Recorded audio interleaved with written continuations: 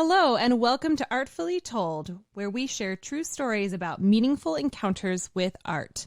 I think artists help people have different perspectives on every aspect of life.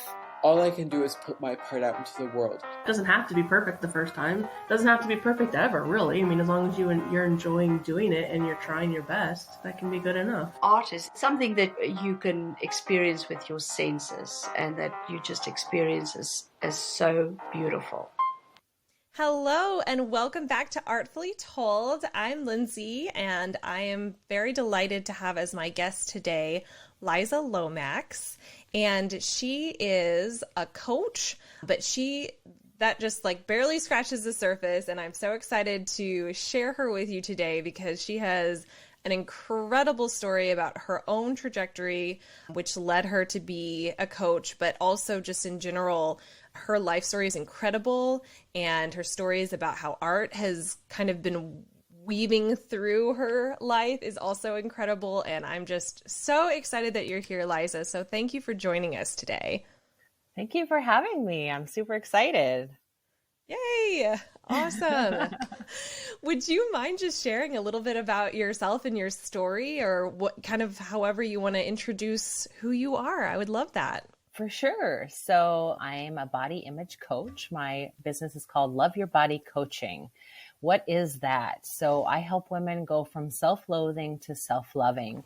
I help women be able to look at themselves naked in the mirror and fully, truly, madly, deeply accept themselves and love themselves as the reflection that they see staring back at them.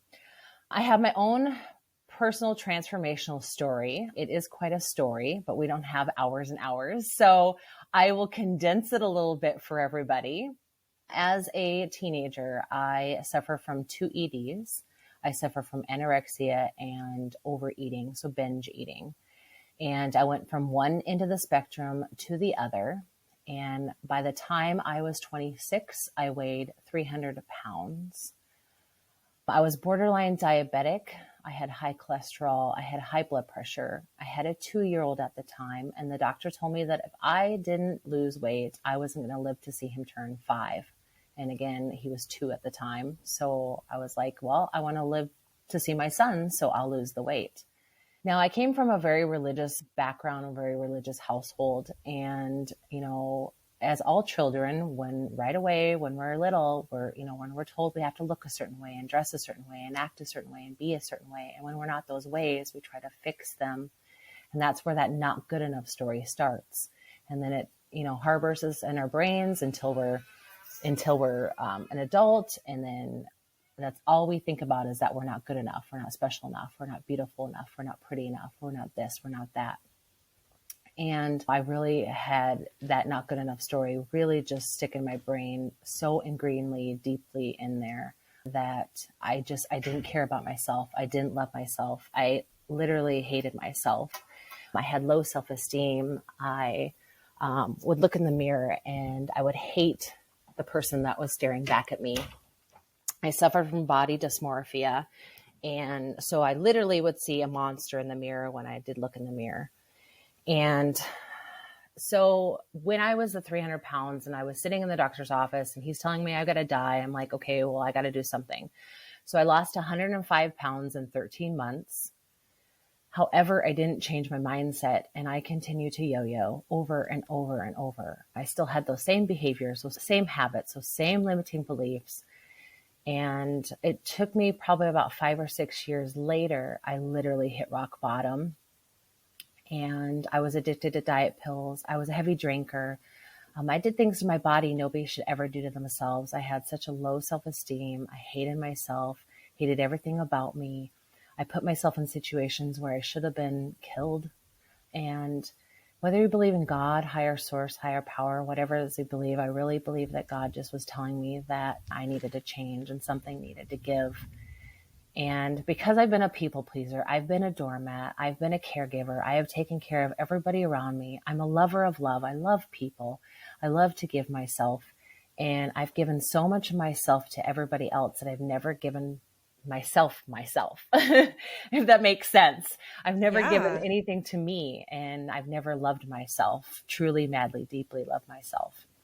And so it set me on this mission to find me, to find my authentic self, to find who I am, to love myself, to heal all those wounds, to reframe, retrain those limiting beliefs, those behaviors, those stories that I created, since I was a child, and, create new habits, new beliefs, and new behaviors. And so I went and got certified in multitude of different things, and, and went and studied every self-help book and every guru and everybody out there. And so I had all these tools in my toolbox because I knew that there were other women out there that struggled. There were other women out there that needed my help. And because I'm such a lover of love and lover of people, I knew my mission in this world was to love people and was to give love and show people how to love and show women how to love themselves just the way they are. And through all this process, art was really incorporated in my life, and I never really thought about it because it came second nature to me. And when I was 14, I started writing poetry, and I channel a lot. So I'm an empath. I'm highly intuitive. And so I channel a lot of people's emotions, including my emotions myself. So writing was a huge thing for me. Writing poetry was a huge thing for me. And during some really, really dark times, I noticed I found this love for painting. And so I would paint. I used painting as a way to express my emotions and to get them out. So for me, it was like a way of getting them out of my body and putting them somewhere else so that I didn't have to hold on to them anymore. That was my way of releasing it. Everybody has their own way of releasing things. That was my way of releasing. And I really felt that it really helped me. It was very beneficial for me and really helped me get through some really dark times. And now I use that. I incorporate it in my coaching. I use that as a healthy emotional outlet to go to when you're struggling or when you have something, you need to release those emotions. Art and drawing and painting and writing are great ways to release those emotions. So yeah, that's a little bit about me. Yeah. Thank you. Yes, you're very welcome. Thank you. Yeah. So your story is just incredibly powerful. And I love the fact that now you are taking obviously a very difficult journey that you've been through to empower not only yourself, but other women who probably have gone through very similar things and feel that, very similarly. And I just think that's an incredible gift that you're giving. I would love to dive a little bit deeper into some of the ways that art has had an impact in your journey. If you don't mind, if any stories come to mind as to maybe specifically, if there's anything in particular that kind of stands out as being truly helpful in that journey. And I know before we started recording, we had talked about how you even encourage in your coaching this to be an outlet. So I'm super curious to hear a little bit more about that, if that's okay. Oh yeah, for sure. And actually one story comes to mind. I, not only went through a lot of stuff, I also had a lot of toxicity in my life, and I had a lot of people, places, and things is what I call them. And I went from one abusive relationship to another in different ways of abusiveness. And I remember this one time that I started painting again.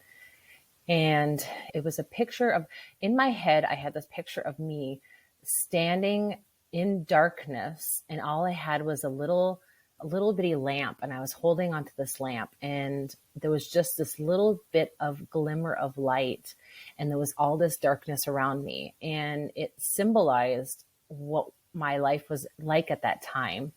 And I had a lot of darkness around me. I had a lot of toxicity in my life. I was in a very abusive relationship, mentally, and not physically, but mentally and emotionally abusive. And I remember I'm painting this thing, and I remember that person coming up and ridiculing me about this painting and this picture, that it looks like something that I'm not going to say on this call, but referenced it to being something just really disgusting and in a space that just was not good.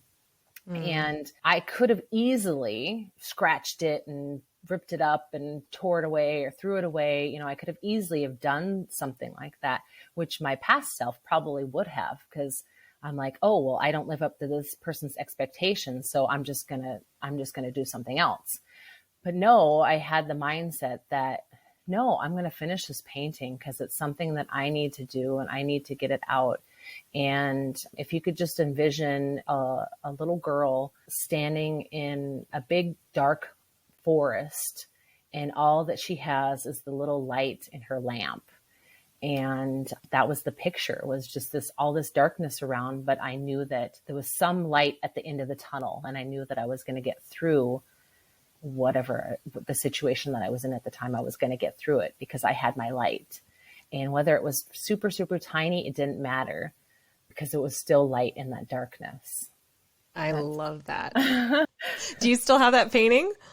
It's somewhere in storage. Oh yeah. Because me and my partner travel a lot. So we it's in storage somewhere. Oh, but I'm glad you kept it. Yeah. It was a very pivotal time in my life at that time when I drew that. Yeah. Very memorable to me. Absolutely. And so I know that you also encourage your clients to use art as an outlet. Do you mind sharing a little bit more about that? Yeah. So in my program, there's a module that we go through called Healthy Emotional Outlets. And whether it's EFT or whether it's energy healing work, whether it's exercising, some of the other things I've incorporated are music and drawing and painting and writing. And one of the things I encourage right away when my clients start a program with me is to start journaling and start writing. Writing for me has always been a huge impact.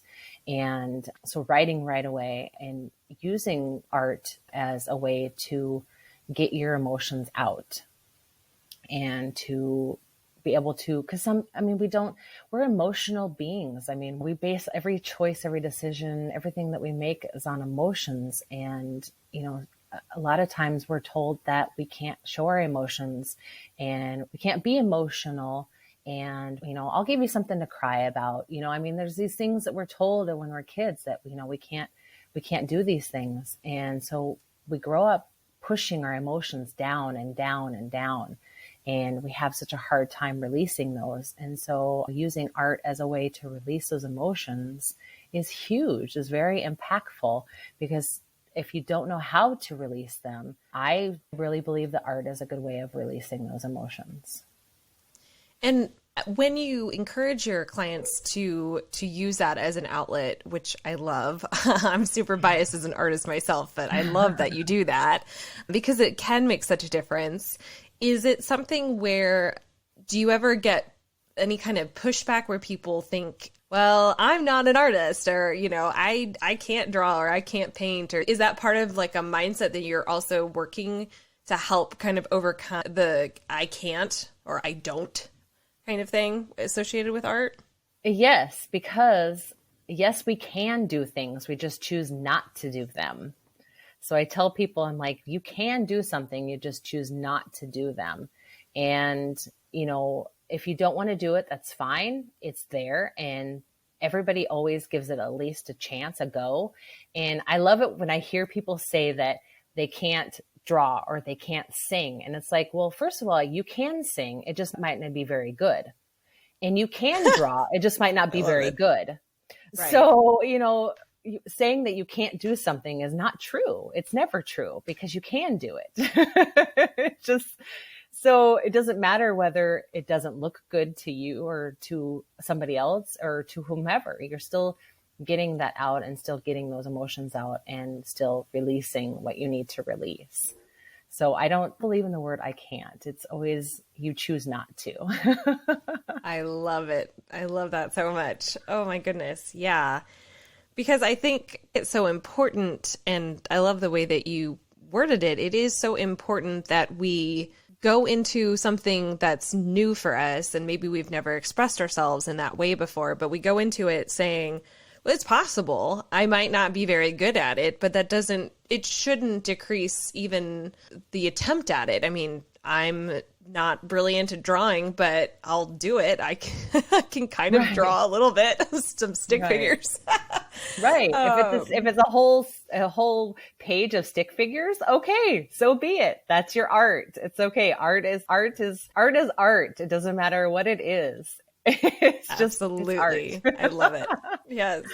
So do you personally continue to engage in the arts? I mean, are you still kind of active as an artist? I know different seasons lead to different things, but are you still kind of enjoying arts as well?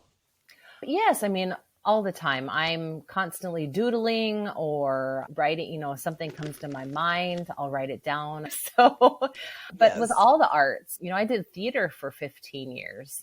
And that was a huge impact in my life as well. I've always incorporated lots of art into my world. And music is also a huge form of the arts. And going and listening to music and really listening to the melodies and the silence behind it. And that has an impact on how you feel too. Music is a huge thing too for me. I still doodle, I still draw, I travel a lot, so I can't always just sit and get an easel up and start painting, but when I get an opportunity, I'll take it. Sure, absolutely. Well, thank you so much for sharing about your own life journey and sharing about what you're doing now and how you're helping people, and all of that is so wonderful. So thank you for sharing that with us. I really appreciate it. Thank you. And I would love, if it's okay with you, I always ask the same 3 questions to my guests. So I'm just curious about your opinions on them, if you're okay with that. Yes, for sure. Oh, okay. So first, how do you personally define art, or what is art to you? Oh, wow. That's a good question. Oh, how can you describe it? To me, art is an emotion. It's anger, it's sadness, it's happy, it's frustration, it's irritation, it's gratefulness, it's blessings. When I look at art, I can feel what the artist was portraying at that time because I'm an empath. So looking at art is very impactful for me because I can see it and I can feel what the person was trying to express or trying to convey. There's so many pieces of artwork where people are like, they don't understand it. They don't get it. Like, what is this? It looks just like a bunch of jumbly blobs on a canvas. And I can look at it and I can see what they were feeling and what they were doing and how what they were trying to convey through the art. So to me, art is emotions, if that makes any sense. It absolutely does. That's a great answer. And a unique one. I haven't heard it expressed quite like that before. So I love it. Thank you. Okay. So what do you think is the most important role of an artist? The most important role of an artist? Being themselves and being their authentic selves. I think, artists take a risk at everything that they do because you could be easily rejected or easily accepted. And if you show your authenticity through your work in anything that you do, not just art, but we're talking about art right now, but to show your authenticity through your work makes it very valuable. That's another great answer. Okay. And my last question, and I'll define my terms a little bit, but do you think that art should be inclusive or exclusive? So by inclusive, I'm referring to an artist who, when they share their art with the world, that a little bit of context behind it. Now, so whether that's a title or program notes or what inspired this piece or whatever. So you have a little bit of context going into it as an audience or as a observer, versus exclusive being the artist shares their work and doesn't necessarily provide any context to it and just lets the observer take from it what they will, if that makes sense. Mm-hmm.